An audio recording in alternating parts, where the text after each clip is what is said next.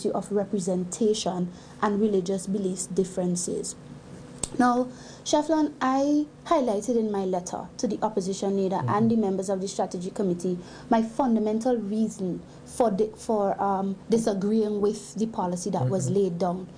Even as I take the time to remind you that the policy came off of a lie surrounding the statement Mr. Ballantyne made. The policy was supposing that Mr. Ballantyne had attacked the Catholic Church. It supposed that Mr. Ballantyne had called the Catholic Church a cult, when in fact he did not do those things, as you yourself heard tonight on this program. So what did I have to say?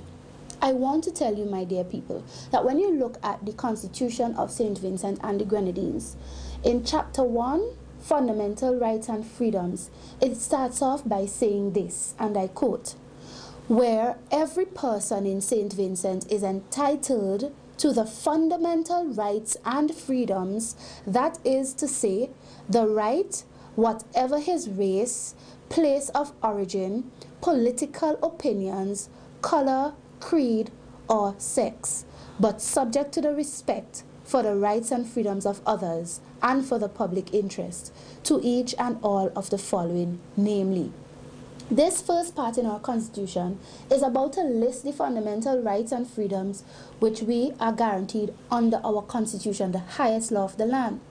But before it lists them, it declares that every person in the country is entitled to these fundamental rights and freedoms, regardless of the person's race, place of origin, color, creed, or sex or gender, and also regardless of your political opinions. In other words, it doesn't matter who you are, even politically, if you belong to the NDP or the ULP or the Green Party or no party.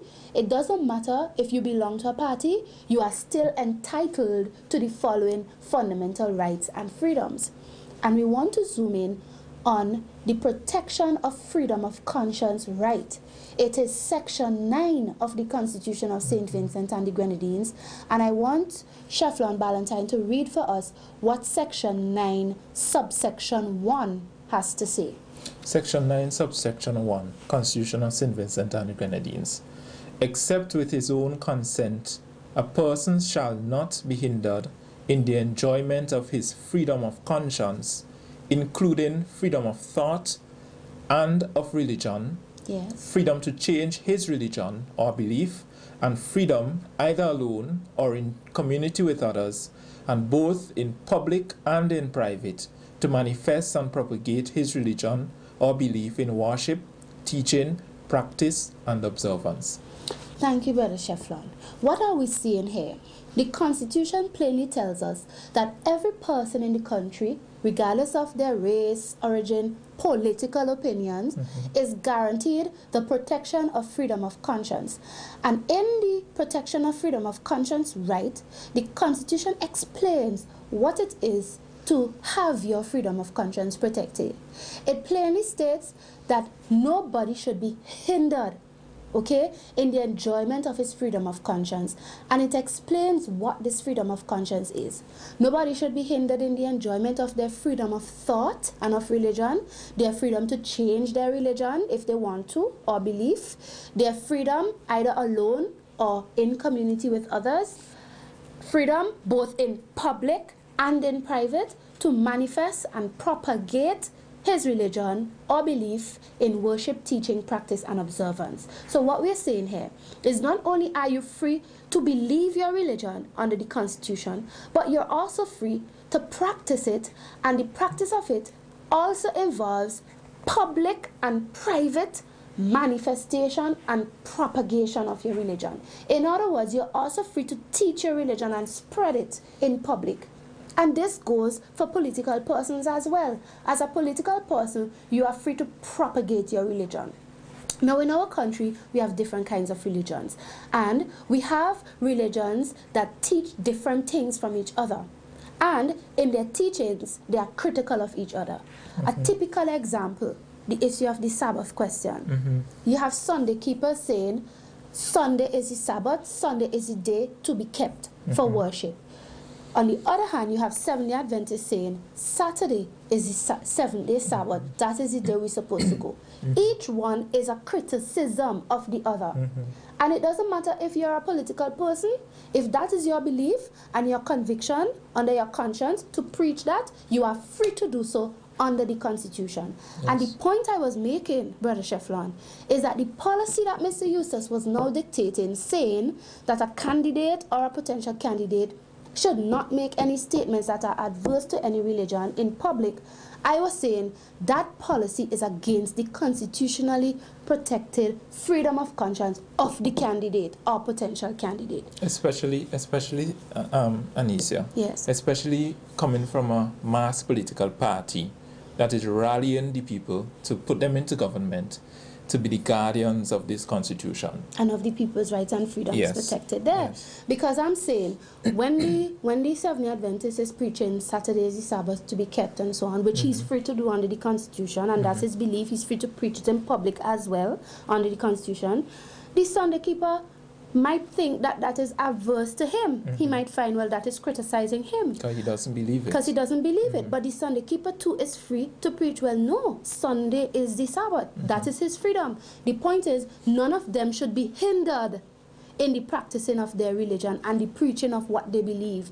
And this does not exempt, or this doesn't say, well, you could do it, but if you're a candidate, you shouldn't do it.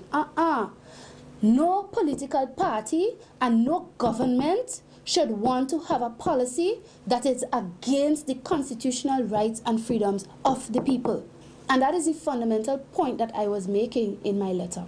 And I said I couldn't follow such a policy because it was against individuals' rights and freedoms guaranteed under the Constitution, particularly the protection of freedom of conscience.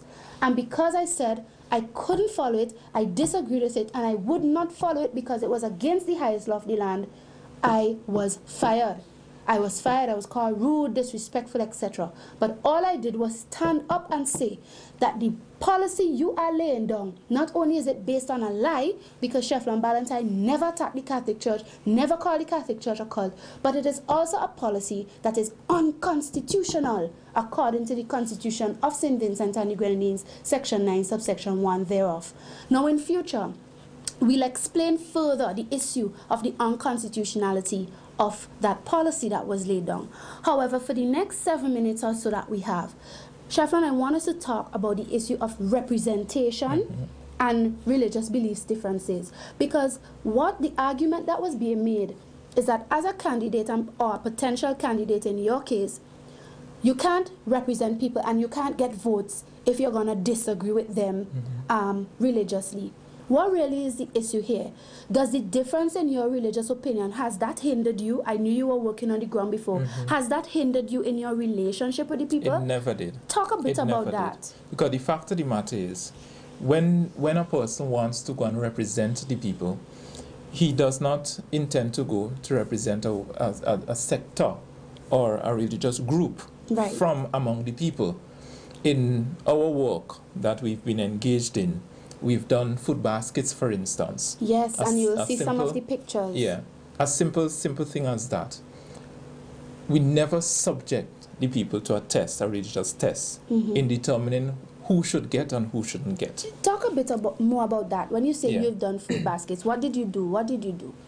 Well, it was a matter of identifying the poor persons. Okay. In the last case in December, poor, elderly persons were identified in the constituency, and they were given food baskets. You gave them food baskets? Yes. And never once was the question asked, are you a Catholic? Are you a Seventh-day Adventist? Are you a Baptist? Because that was not a consideration. So your religious beliefs difference from other people did not hinder you from being able to help the people and serve them and represent them? No. And that's the issue we are making here. Yeah. Do you recall how many baskets you would have given out during that period? It was in excess of 25. You see? Yeah. And not once did the young man discriminate and say, well, I'm not giving this one because they are not Tusians like me, or I'm not giving this one because they are Catholics. So you see, this idea that was being presented, Brother Shefflon, that if you preach a different doctrine, publicly, which you would do in your church and wherever you go doing missionary work, it would stop you from getting votes. No, it that's is nonsense. That's foolishness. It is nonsense. That's foolishness, because what people want in a representative is somebody who will be able to assist them in meeting their needs, somebody who will be able to represent them and, you know, speak on their behalf and help them in, you know, accomplishing certain things that they are not currently able to. People are not concerned about what religious convictions you hold. People are not concerned about whether or not you may be critical in your church or on the radio about a particular religion. There was another area you helped with, and I wanted to touch it before we close, and it had to do with mobilizing assistance to repair and rebuild a home for an elderly man. Yes. The gentleman, he was in his 60s, suffered a stroke, lived basically alone in conditions that are not suited for a human being to live. And when that was brought to my attention, I mean, I tried my best to get certain persons who are able to contribute to that venture.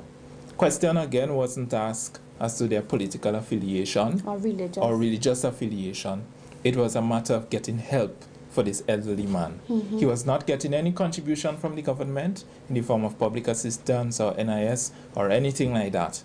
But the primary thing was to get assistance to him to get food on his table and to repair or complete a structure that he had already begun while he was much healthier, to get him out of that terrible condition under which he was living. And I brought evidence of that to you here on this program when we showed you that house where the roof was going on and repairs were being done and addition to what he had started. And it was all through the assistance and the mobilization of Mr. Ballantyne. And he did these things not asking this man which religion he belongs to or which political party for that matter that he belongs to. He did these things out of the goodness of his heart as a servant of the people, a young 29-year-old man who wanted to represent. But the NDP has made it hard for us to do that now, hard for him to do that now, by making a policy that was based upon falsehood concerning his statement and pushing this idea that he can't be a representative or he can't get votes because he has religious opinions that are different from the persons he's seeking to represent.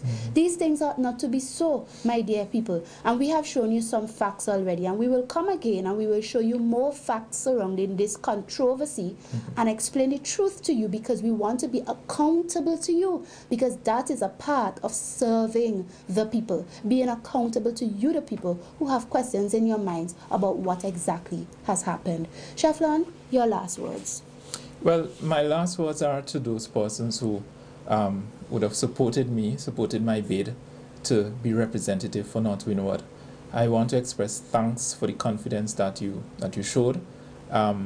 I still have interest in serving the people, serving the constituency of North Windward, and of course that is a matter that will be discussed in detail in the future. But the key thing we have to take away from this, Sister Anicia, is the fact that, look, you can't make a policy based upon a lie, and further to that, you can't or you shouldn't engage in making a policy that is unconstitutional. Well said, and I join with you in that. And now, my dear people, we thank you very much for listening to us today, and we hope that you will continue to look at us, listen to us, and to support this program with your means, if you so desire. You may call me. The telephone number is 528-1015, and the email address is servingthepeople.ab@gmail.com. Thank you again, Brother Shefflon, for being here. May God bless you in your future endeavors. We are young, we are strong, and by the grace of God, we will be servants of the people as He sees fit. Amen. Until next time, may God bless you.